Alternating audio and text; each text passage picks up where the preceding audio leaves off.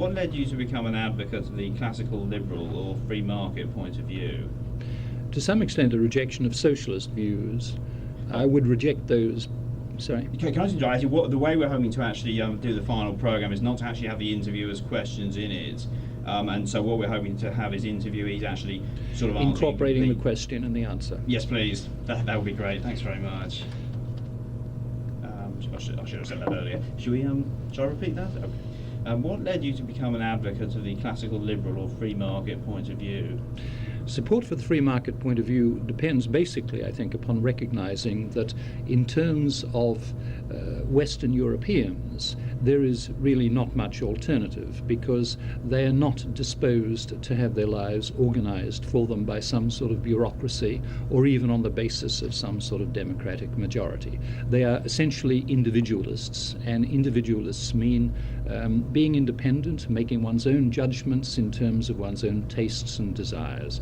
That's the basic reason why the free market system exists. Thank you.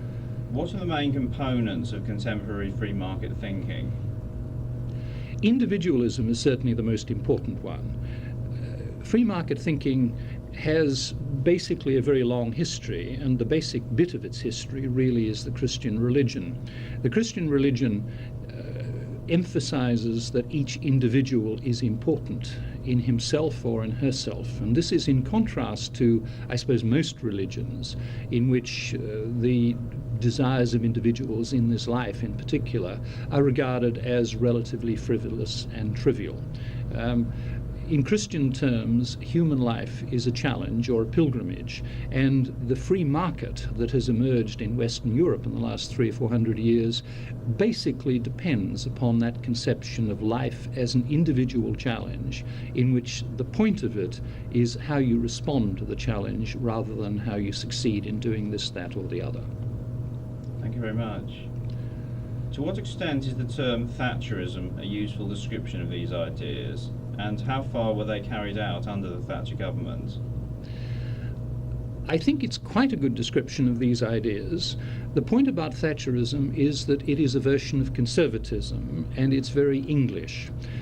When you talk about free market ideas, one is talking about a kind of universalistic ideology which is as appropriate to the United States or perhaps continental Europe as it is to Britain. Thatcherism is a specific British, indeed almost English, modification of these ideas, which doesn't really depend upon an abstract belief in the free market so much as a belief in the importance of individual personal responsibility, legal respect for the individual, and a lot of moral and really rather substantively British things. Thank you very much. How influential have these ideas been in the academic world? They haven't, I think, been as influential. Free market ideas have not been as influential in the academic world as one might expect. I think this is partly because academics are full of concern for truth, and people who get a truth into their minds simply want to apply it to the world. Now, this happens to be an area in which there aren't many truths which can be reliably imposed upon the world. Hence, academics, or at least intellectuals, and they're not quite the same thing, have a weakness for all-purpose managerial blueprints and schemes in which everything fits and is coherent. This is, I think, one of the occupational weaknesses of the academic world, and that's how I would explain the fact that free market beliefs are not altogether dominant in universities. Thank you. What would you say to the view that classical liberalism is an ideology of the rich to maintain their ownership of a disproportionate share of resources, which has had the effect of removing social and economic rights and gains made by the working class in this century? Oh, the idea that free market liberalism is an ideology of the rich is simply absurd. One way in which you can show this is that by comparison with virtually every other system, there is a far smaller gap between the average income of the highest paid people in a community and the lowest people in the community. Certainly the distance between a worker in Magnitogorsk and a communist apparatchik with his dacha in the country was immensely greater than that between, say, a millionaire and anybody living in Britain. In any case, this is an irrelevant observation. If free market ideology favours the rich, that would hardly matter. It's not a question of favouring anything. The only serious question would be whether the poor and the people at the bottom of the heap in a free market society are worse treated than anywhere else. I think there's no doubt that they are not worse treated than anywhere else. And again, the acid test is the migration figures. I mean, who is it that migrates from a free market society to any other kind of society? This, I think, is the acid test rather than what is really only a cheap jibe, that it's the rich who benefit from the free market. Thank you very much. What would you say to the view that the application of free market policies has led to the development of a large underclass of poor, sick, old, unemployed and homeless people who cannot compete in a free market economy and whose lot can only be improved by state economic intervention? There's really no such thing as the application of free market policies. Adam Smith talked about the universal propensity for truck, barter and exchange. I think he's right, and what it means is that individuals will, as long as nobody prevents them, make their own relations with each other. They will contract with each other, they will buy things, exchange things, so that there is a sense in which the free market corresponds, if not necessarily to all human nature, at least to the human nature that we Europeans see around us. So it's not the case that there are a set of free market policies which we apply and that creates the world we live in, but there might be other policies which would create a better world. A modern society is one in which governments make relatively marginal changes to the social condition of the poor, or the rules and conventions governing how people relate to each other, say how men and women relate to each other. But all the time there is an experimental aspect to these things, and where policies turn out to have bad consequences, then in time elections lead to a change of government, and a change of government leads to a change in the policies. So it isn't really a grand question of are we going to have free market policies or are there better ones. If there are better ones relating to some small aspect of society, then I presume the rational thing would be to adopt them. The question is, are there? Thank you very much. What would you say to the view that free market policies are orientated only around short-term private profit, that much of British industry has either closed down or been sold to foreign interests, that longer-term goals such as training and an improved infrastructure are ignored, and that the current economic recession has been the result of free market policies? The idea that capitalism entails short-sightedness is a category mistake. Capitalism doesn't entail any particular wisdom or lack of wisdom on the part of the people within it. Some businessmen are short-sighted and greedy, some businessmen like the long term.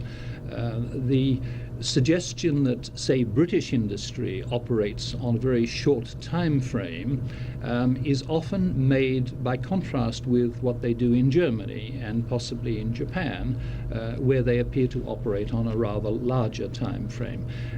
Whether this contrast is valid or not, I don't know, but it is not something in the nature of free market conditions. It is something perhaps in the nature of national cultures, perhaps in terms of the wisdom of this or that generation, perhaps in the distribution between different segments of industry, finance and manufacturing and so on. There are many explanations for it, but the notion that it all results from the application of free market policies is utterly oversimple. Thank you very much. What would you say to the view that capitalism is rapidly depleting the Earth's resources and that people should reject it in favour of a more sustainable lifestyle in harmony with the environment? When I was in Nepal a few years ago, there was a major crisis because the Nepalese population is exploding. They are cutting down trees in order to cook things. The depletion of the forests is having bad environmental consequences. There isn't any capitalism to speak of in Nepal. Overpopulation is certainly one thing that is causing these problems, and no doubt the high technology civilization we live in may also be creating further problems. There is, I gather, a free market solution to this, which is that you cost everything. And if we are depleting vital natural resources, then the price of these resources ought to rise. That's perhaps one solution, but it's by no means the only solution. Certainly, many people are now discussing and considering this as one possible danger to the planet, and many of them are responding. Furthermore, they're putting pressure on governments, pressure about pure air and diminishing the amount of damage that is done to the planet. These are things which to some extent have been created by a modern technological civilization, and they can be solved within the same framework. Certainly, if you look at non-capitalist societies such as the Soviet Union and the Communist bloc, their record of responsiveness to environmental problems is very much worse indeed than that of the Western liberal democracies. Thank you very much. What are the main policies you think the government should adopt to move more in a free market direction? I think there is a general propensity of governments, where they detect an evil or where they respond to some democratic belief about an evil, to regulate. I would prefer to see governments regulate a good deal less and to allow societies to develop their own responsiveness to social problems. If, for example, there is a lack of economic responsiveness to promoting, say, women or members of minorities, it's easy for government to move in and to regulate. But in the long run, I think this causes more trouble than it solves, because every regulation creates bad consequences. So it's always a matter of political judgment whether one should regulate or not, and I would be in favor of a great deal less regulation, because human beings are up to a point rational and will respond rationally to the problems they face. Thank you very much. How would you seek to convince a skeptic of the benefits of free markets and classical liberal ideas? The only basic way to convince a skeptic of the value of free market ideas is by way of what theologians used to call the via negativa.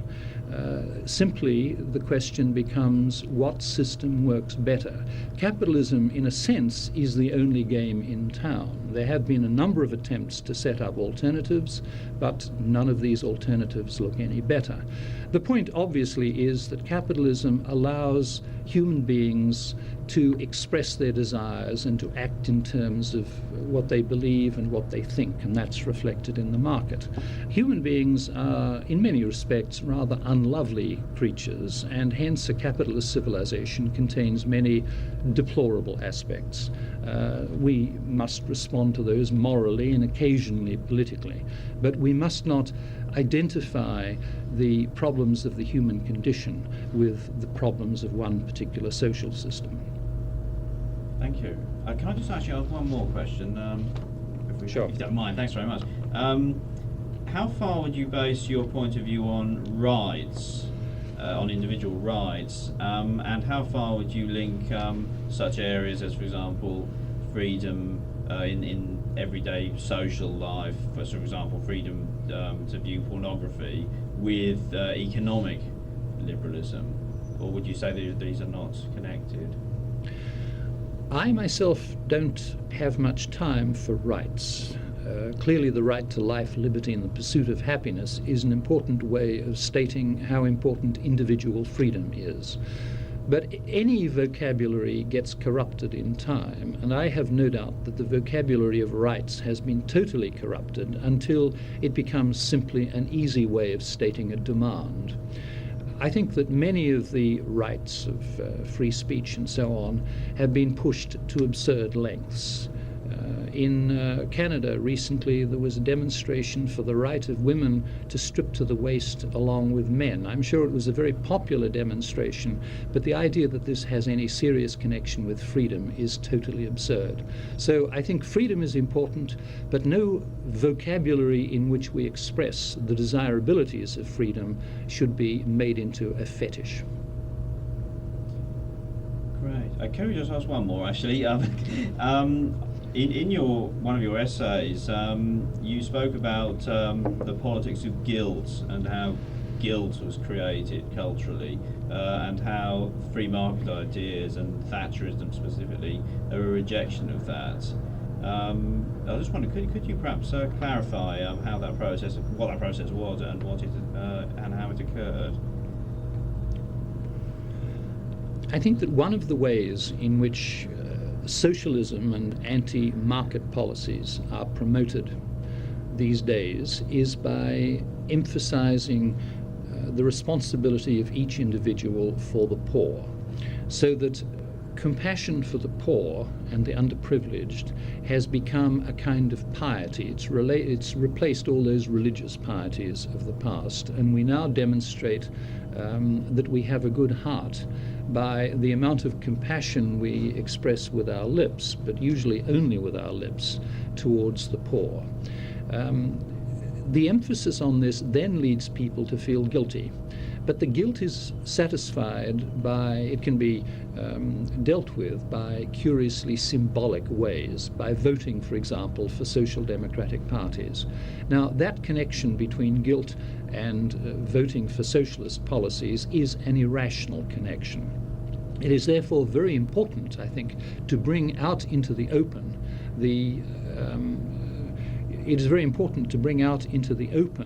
the connection between guilt and a genuinely moral and morally responsible way of conducting one's life in the world. Thank you very much. Can I just, I think that's... Yeah, Sean, it's still flicking. Is that good? Yes, that's brilliant. Okay, yeah, it looks fine. Great. We haven't come before the tape or anything like that. Good. Were there any other points actually you'd like to make in connection, or do you think we've really covered everything that you think is appropriate? I think we've covered a fair bit. What else would one like to say in terms of that? And you can go in any possible direction.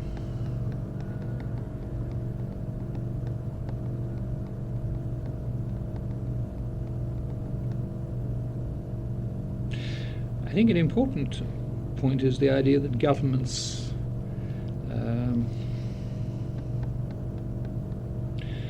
that all problems are problems for government. Right. And I don't know how one gets that in.